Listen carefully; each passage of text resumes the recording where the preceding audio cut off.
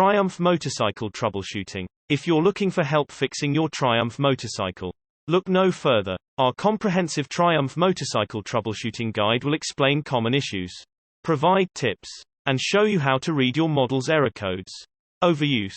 After enduring all the elements of riding listed above, the ignition coil is bound to wear out.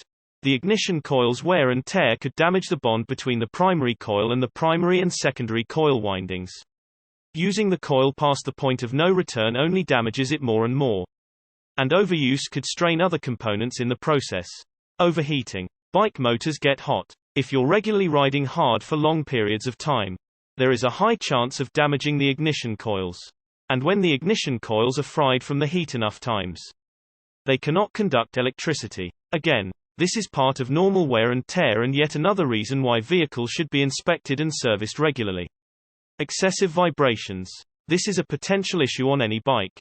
Bikes vibrate, and vibration can cause wear and tear on many of a bike's components, including the ignition coil. If the ignition coil's windings are damaged from vibration, it can cause breaks in your ignition coil's secondary windings. Damaged spark plugs. If your ignition coils operate at a higher output than average, then they are bound to get damaged quickly. This increased output may occur when your spark plugs are worn out. When a spark plug is wearing out, the coil is forced to produce more voltage to close this gap. And this extra strain can lead to overkill and an eventual failure. Failed wiring loom. Harness. The wiring loom or harness is an assembly of electrical wires bound by a durable material like the rubber or electrical tape. It keeps wires organized and protects them against exposure to vibration, moisture, and elements. A failed wiring loom can cause the motorbike not to start at all. It may also cause the lights to function erratically. For example, flickering dashboard lights are common on Ducati bikes with bad wiring harnesses. Looms. Faulty regulator rectifier. The regulator rectifier converts AC to DC, which is used to charge your bike's battery.